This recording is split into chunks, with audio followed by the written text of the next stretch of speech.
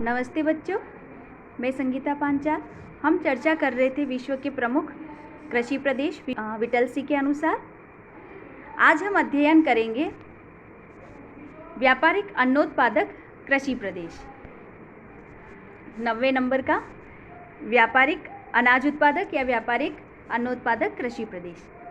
यह कृषि प्रदेश जो है वह कम वर्षा तथा अर्ध शुष्क वातावरण वाले प्रदेशों में पाया जाता है, जहाँ घास के मैदान विस्तृत हैं। अर्थात जो शीतोष्ण कटिबंधीय मैदान हैं जो प्रायः अर्ध शुष्क हैं, वहाँ पर ये अधिकतर कृषि इस तरह की जाती है। इस कृषि का जो विकास है वो वर्तमान सभ्य समाज की देन है। इसका विस्तार है वह उत्तरी अमेरिका के प्रेरी मैदान, रूस एवं यूक्रेन के स्टेपिज घास के मैदान, अर्जेंटीना के पंपास के मैदान, दक्षिणी अफ्रीका के वेल्स तथा ऑस्ट्रेलिया के डाउन्स में मिलता है। कृषि का आधार मनुष्य की बजाय मशीन है, अर्थात यहाँ मानव श्रम की अपेक्षा मशीनों पर अधिक बल दिया जाता है, जैसे कि ट्रैक्टर, हल, डिस्क हैरो, ड्रिल आदि का प्रयोग होता है। इसकी जो भौगोलिक विशेषताएं वह यह है कि जो औसत वार्षिक वर्षा यहाँ पर है वह 25 से 50 सेंटीमीटर रहती है। इन क्षेत्रों में पछुआ हवाओं के कारण अधिक वर्षा नहीं हो पाती है। जाड़े का मौसम जो है वह अधिक लंबा होता है तथा तापमान हिमांक के नीचे चला जाता है और वर्षा के स्थान पर यहाँ हिमपात अधिक होता है। गर्मियों का जो औसत तापमान है वह 15 से 21 डिग्री सेंटीग्रेड तक पहुँच जाता है। वनस्पति जो है वह अर्धशुष्क पाई जाती है और यह उष्ण शीतोष्ण जलवायु पाई जाती है।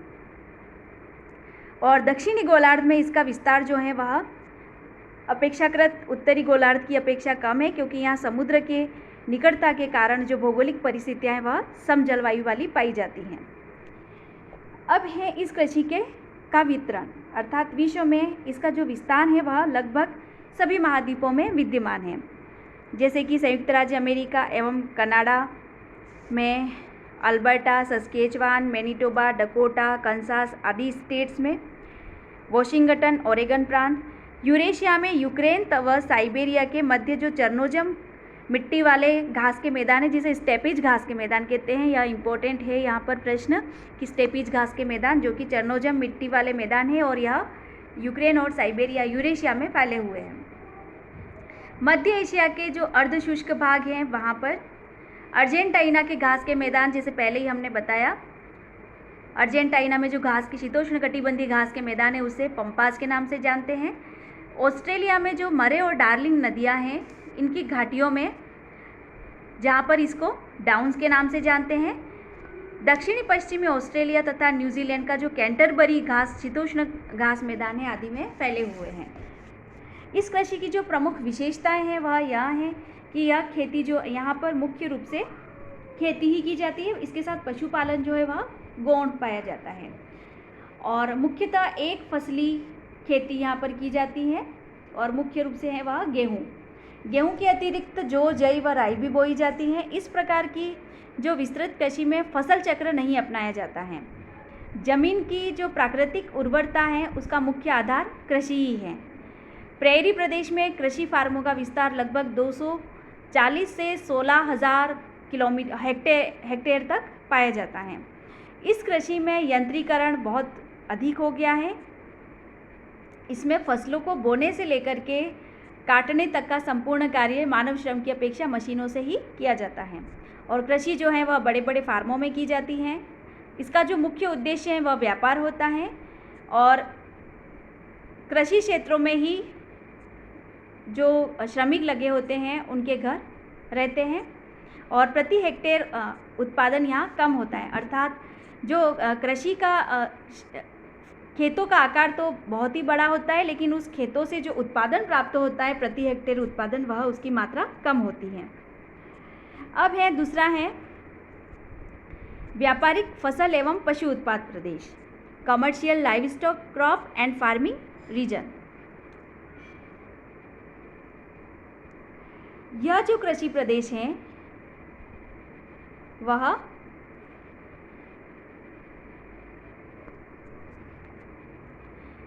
एक मिश्रित कृषि वाला प्रदेश है, जिसमें मिश्रित कृषि भी कहते हैं। इसमें कृषि एवं पशुपालन दोनों के साथ साथ व्यापारिक एवं स्थानीय उपभोग की दृष्टि से यह खेती की जाती है। कृषि प्रदेश का जो विस्तार है, यह इस तरह के कृषि प्रदेश का विस्तार यहाँ 10वें नंबर पे हम देख सकते हैं इसको। व्यापारिक फसल एवं पशु उत्पादक कृषि प्रदेश, इसका विस्तार जो है वह विश्व में दोनों जो शीतोष्ण कटिबंधीय भूमध्य रेखा के दोनों तरफ के कटिबंध जैसे शीतोष्ण कटिबंधीय यूरोप के उत्तर पूर्वी क्षेत्र तथा संयुक्त राज्य अमेरिका में विस्तृत है।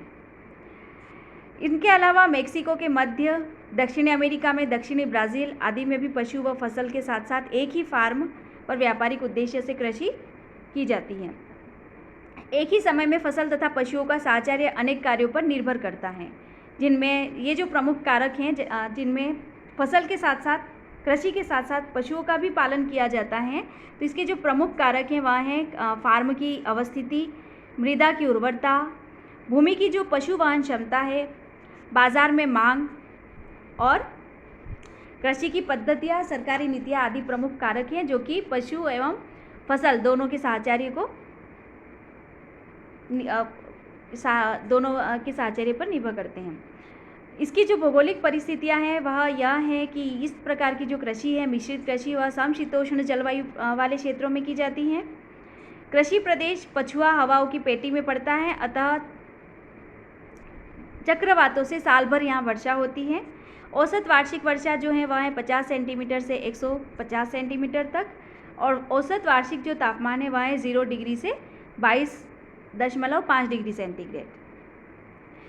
इस कृषि प्रदेश की प्रमुख विशेषता यह है कि अलग अलग क्षेत्रों की भौगोलिक परिस्थितियों में भिन्नता के फलस्वरूप विभिन्न प्रकार की मिट्टियाँ पाई जाती हैं। इसका जो विस्तार है वह संयुक्त राज्य अमेरिका का जो Ohio, Indiana, Illinois, Virginia, Oklahoma, Tennessee, Nebraska, Iowa तथा पश्चिमी यूरोप, रूस, मेक्सिको, दक्षिण पूर्वी अफ्रीका, दक्षिण पश्चिमी ऑस्ट्रेलिया, अर्जेंटीना, ब्राज़ील के दक्षिणी भागों में पाया जाता है। इसके जो प्रमुख फसल एवं पशु हैं वह अलग अलग प्रदेशों की अलग अलग भौगोलिक परिस्थितियों के कारण अलग अलग तरह के फसल एवं पशु पाले जाते हैं, जैसे कि जौ, राई, गेहूँ, ओट्स, आलू, चुकंदर, फलियां, मटर, तिलहन तथा अन्य अनाज। और पशुओं में सूअर, गोश्त के चौपाए, भेड़ तथा मुर्गी आदि पाले जाते हैं, जिनका उद्देश्य होता है व्यापार। साथ ही स्थानीय उपभोग की आवश्यकताओं की पूर्ति भी होता है। इस कृषि प्रदेश की प्रमुख जो विशेषताएं हैं वह यह हैं, जैसे पहले ही हम चर्चा कर चुके हैं कि कृषि के साथ साथ पशुपालन विस्तृत फार्मों पर किए जाते हैं। फार्मों पर ही मकान, पशुशाला तथा मशीन घर बने होते हैं। पूंजी का विनियोग अधिक होता है, मशीनें तथा खादों का उपयोग भी अधिक होता है। कृषि में विशेषीकरण को बढ़ावा दिया जाता है। इस कृषि प्रदेश में गेहूँ की जो कृषि का केंद्रीकरण है वह घाटियों और मैदानों में मिलता है, जिसमें पूर्वी इंग्लैंड, फ्रांस में नदियों के मैदान, दक्षिणी बेल्जियम, मध्य जर्मनी और डैन्यूब की घाटी आदि प्रमुख प्रदेश हैं। फसल एवं पशुओं की जो प्राप्ति की विधियां हैं उनमें अधिकतर वैज्ञानिकरण पद्धति से किया जाता है। दूसरा जो प्रमुख कृषि प्रदेश है वह है 11वें नंबर का निर्वहन फसल एवं पशु उत्पादक कृषि प्रदेश, अर्थात subsistence crop and farming region. यह भी एक अत्यंत महत्वपूर्ण कृषि प्रदेश है, जिसमें कृषि के बजाय पशुपालन पर अधिक बल दिया जाता है। इस प्रदेश की कृषि जो है उसका मुख्य उद्देश्य या पशुपालन का मुख्य उद्देश्य वह दूध एवं दूध के से प्राप्त होने वाले पदार्थ हैं और इनका व्यापारिक उत्पादन किया जाता है। इस कृषि प्रदेश का जो विकसित रूप है वह मुख्यतः पश्चिमी यूरोप से मास्को तक, अर्थात यूरोपियन रूस से साइबेरिया तक पाया जाता है। उत्तरी अमेरिका, दक्षिणी अमेरिका, ऑस्ट्रेलिया, न्यूजीलैंड आदि में देखने को मिलता है। इसमें जो कृषि की जाती है 3 प्रकार के कृषि फार्मों में कृषि कार्य किया गया। जैसे 1917 की जो समाजवादी राज्य की स्थापना हुई रूस में, वहाँ पर 3 प्रकार के कृषि फार्मों की स्थापना हुई। पहला है कॉलखोज या संयुक्त फार्म, कलेक्टिव फार्म्स भी कहते हैं। यह भी एक इम्पोर्टेंट प्रश्न बनता है कि कॉलखोज क्या है। तो रूस में, अर्थात जो पूर्व रूस है, वहाँ समाजवादी सरकार ने कृषि भूमि को विभिन्न नियोजन प्रदेश एवं बाद में फार्मों में विभक्त किया। ताकि कृषि योजनाओं को, कृषि के जो विकास योजनाएं हैं उनको महत्व दिया जा सके। कृषकों को कृषि भूमि के स्थायी मालिकाना हक दिए गए और इस प्रकार रूस में 3 तरह के कृषि फार्मों में कृषि कार्य किया गया, जिसमें पहला है कोलखोज या संयुक्त फार्म, जिसे कलेक्टिव फार्म्स भी कहते हैं। दूसरा है लोवखोज या सरकारी फार्म, लोवखोज जिसे स्टेट फार्म्स भी कहा जाता है। और तीसरा है किसानों के व्यक्तिगत छोटे छोटे फार्म अर्थात स्मॉलर कलेक्टिव फार्म्स। कोलखोज से छोटे फार्मों को इजराइल में किबुटिज्म कहा जाता है। किबुटिज्म क्या है? तो इजराइल में जो कोलखोज की भांति ही संयुक्त छोटे छोटे फार्म पाए जाते हैं, उनको किबुटिज्म कहते हैं। यह जो वेतन पर कृषि कार्य करने वाले लोगों को किबुट्स कहते हैं, अर्थात जो जिन्हें पारिश्रमिक दिया जाता है, तो ऐसे जो श्रमिक हैं उनको किबुट्स कहते हैं। संयुक्त फार्म जो है कोलखोज, वो एक तरह की प्रजातांत्रिक सहकारी संस्थाएं हैं जिनमें किसानों ने अपनी भूमि एवं पूंजी एकत्रित कर फार्मों को बड़ा किया है, अर्थात यहाँ जो कृषि की जाती है वो सहकारी प्रकार की कृषि है। इसमें जो पूंजी संग्रह का निवेश है वह फार्मों को आधुनिक बनाने में किया जाता है। भूमि का उपयोग एवं उत्पादन का नियोजन है वह सरकार स्वयं करती है और किसान को सरकारी योजनानुसार उत्पादन करना होता है। इस कृषि के 3 भाग हैं। प्रथम है अनाज फ्लेक्स तथा डेयरी प्रदेश, द्वितीय है अनाज हेम्प जिसमें आलू, चौपाई तथा पशुपालन प्रदेश, तथा तृतीय जो है वह है गेहूं एवं पशुपालन प्रदेश, अनाज फ्लेक्स तथा डेयरी प्रदेश मिश्रित तथा कोणधारी वनों की पेटी का उत्तरी भाग, जो कि मास्को के उत्तर में स्थित है। यहाँ की जो मिट्टी है वह अधिक उर्वर नहीं है, जबकि वर्षा पर्याप्त मात्रा में होती है। पहले यहाँ राई अधिक पैदा होती थी, लेकिन अब गेहूं का उत्पादन अधिक होने लगा है। घास भी पर्याप्त मात्रा में होती है, इसलिए यहाँ पर पशुपालन भी किया जाता है। मांस के लिए सूअर पालन होता है और दक्षिण में गेहूं पशुपालन प्रदेश स्थित है, जो स्टेपीज घास के प्रदेश का ही भाग है। इस तरह से कृषि की जो दशाएं हैं वह उत्तर की अपेक्षा अधिक अनुकूल परिस्थितियां हैं। अन्य जो कृषि प्रदेश हैं वह है व्यापारिक दुग्ध पशुपालन कृषि प्रदेश, 12वें नंबर का कृषि प्रदेश व्यापारिक दुग्ध कृषि प्रदेश। इसको जीविकोपार्जन कृषि तथा जो पशुपालन कृषि है उसका जन्म उत्तरी यूरोप में हुआ था, अर्थात इस तरह की कृषि जो है वह उत्तरी यूरोप में हुई थी, विकसित हुई थी। इस प्रकार की व्यवस्था उपयुक्त कृषि व्यवस्था की से मिलती जुलती है, क्योंकि इस प्रकार की कृषि में बहुत कम फसलें फार्मों पर उत्पन्न की जाती हैं। अंतर इतना है कि उत्पादन बहुत अल्प और विक्रय के लिए शेष बचता है, जबकि उपयुक्त कृषि व्यवस्था में विक्रय मुख्य उपागम है। इस प्रकार की कृषि व्यवस्था में कुछ फार्मों पर तो उत्पादन का विक्रय संभव नहीं होता। विश्व में इस प्रकार की कृषि का जो है वो विस्तार बहुत कम पाया जाता है। बीटलसी ने विश्व के कृषि जैसे कि प्रकारों की व्याख्या की थी। उस समय रूस में कृषि सुधारों के कारण खेती में अवनति हो रही थी, जबकि अन्य प्रदेशों में यह बहुत कम होती थी। तीव्र विकास के युग में इतनी प्रगति हो गई कि विश्व में इस प्रकार की कृषि अब व्यापारिक शस्य एवं पशु उत्पाद में बदल गई है। इस प्रकार की कृषि जो है वह एशियाई देश जैसे कि टर्की, उत्तरी ईरान, मध्यवर्ती एशिया, उत्तरी साइबेरिया में जहाँ भौगोलिक दशाएं अधिक अनुकूल नहीं है वहाँ पर विकसित हुई हैं। इसमें अन्न उत्पादन तथा पशुपालन दोनों का सहयोग लेना होता है। यहाँ पर अति शीत तथा शुष्क मौसमी दशाएं होने के कारण वर्ष में केवल एक ही फसल उत्पन्न हो पाती है। वर्ष में एक फसल के कारण बाध्य होकर पशुपालन को अपनाना पड़ता है। इसमें जो प्रमुख पशु जो पाले जाते हैं वह भेड़, बकरी, सूअर, गाय, बैल आदि हैं, जिनका प्रमुख जो उद्देश्य है वह है मांस, ऊन, चमड़ा, हड्डी, मक्खन और दूध से बनी हुई अन्य वस्तुएं।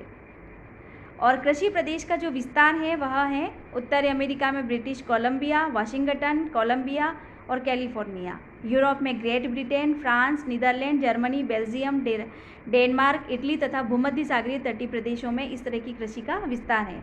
और दक्षिणी अमेरिका में अर्जेंटीना, ऑस्ट्रेलिया के दक्षिण पूर्वी भाग, विशेषकर न्यू साउथ वेल्स तथा विक्टोरिया में और न्यूजीलैंड के उत्तरी द्वीप में यह कृषि की जाती है। भारत में यह पंजाब और गुजरात में की जाती है। इस प्रकार की जो कृषि है उसकी जो प्रमुख विशेषता है उसमें दूध देने वाले पशुओं की संख्या अधिक होती है। संसार के विभिन्न क्षेत्रों में इस कृषि का विस्तार है। इसमें फार्म के आकार तथा उपयोग में भिन्नता पाई जाती है।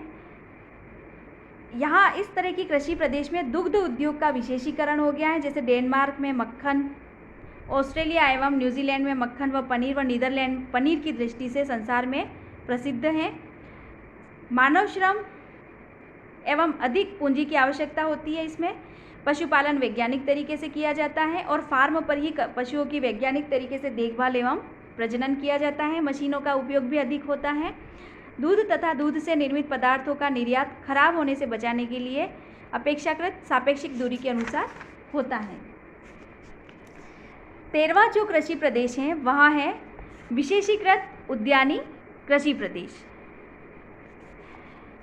इसे बागवानी कृषि भी कहते हैं या स्पेशलाइज्ड हॉर्टिकल्चर कृषि के नाम से भी जाना जाता है। यह भी एक मिश्रित कृषि का रूप है जिसमें सब्जियां, फल, फूल आदि का उत्पादन अधिक होता है। यह कृषि जो है वह उत्तर पश्चिमी यूरोप में Britain, Denmark, Belgium, Germany, Holland तथा संयुक्त राज्य अमेरिका में की जाती है। इसमें बड़े बड़े जो नगर हैं उनके सीमांत क्षेत्र में सबअर्बन एरिया जिसे कहते हैं, सब अर्बन एरिया जिसे कहते हैं, वहाँ पर फल, फूल, साग, सब्जी आदि की सघन व व्यापारिक स्तर पर कृषि की जाती है। लंदन और पेरिस में टेक्सास तथा पेरिस बेसिन में से साग सब्जियों की पूर्ति होती है। इस प्रकार की जो कृषि है उसे संयुक्त राज्य अमेरिका, कैलिफोर्निया आदि में ट्रक फार्मिंग कहते हैं, जहाँ उष्ण मौसम पाया जाता है। इस प्रकार की कृषि जो पद्धति है वह हॉलैंड के लेड्से में हाइलेस तक के क्षेत्र में मिलती है, जहाँ फूलों की कृषि की प्रधानता है। कैलिफोर्निया के अतिरिक्त झील प्रायद्वीप, कनाडा के सागरीय प्रांत तथा फ्लोरिडा के अटलांटिक तट पर भी ट्रक फार्मिंग मिलती है। ट्रक फार्मिंग कृषि भी एक पर भी इम्पोर्टेंट प्रश्न बनता है कि ट्रक फार्मिंग कृषि क्या है, तो यह विशेषीकृत बागवानी कृषि है, उद्यानी कृषि है, स्पेशलाइज्ड हॉर्टिकल्चर। उष्णकटिबंधीय क्षेत्र में भी प्रायद्वीपीय जो मलेशिया है वहाँ पर ट्रक फार्मिंग प्रचलित है। यहाँ से फल एवं सब्जियाँ जो हैं वह निम्न भूमि पर स्थित नगरीय प्रदेशों को भेजी जाती हैं। यह कृषि अत्यधिक विशेषीकृत होती है जिसमें उच्च पूंजी निवेश मिलता है। 20वीं शताब्दी के उत्तरार्ध में बढ़ते औद्योगिकरण एवं नगरीकरण के कारण ट्रक फार्मिंग का विकास अधिक हुआ है। इसमें जो भौगोलिक विशेषताएं इस कृषि की वह है, इसमें खेत छोटे होते हैं, उपभोक्ताओं के संपर्क क्षेत्र में स्थित होते हैं, जैसे कि पहले हम चर्चा कर चुके हैं कि यह नगरों के जो पास के जो सब अर्बन एरिया होते हैं वहाँ पर स्थित होते हैं। अत्यंत जो कृषि है वह सघन रूप से होती है।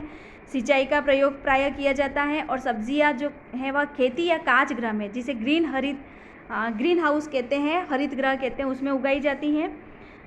इसमें उर्वर मिट्टी की आवश्यकता होती है और जो उर्वरता है उसको हरी खाद तथा जो रासायनिक उर्वरक हैं उसका प्रयोग निरंतर इसमें किया जाता है। श्रम की अधिक उपलब्धता होती है, अधिकतर जो मानव श्रम है उसका उपयोग इसमें किया जाता है।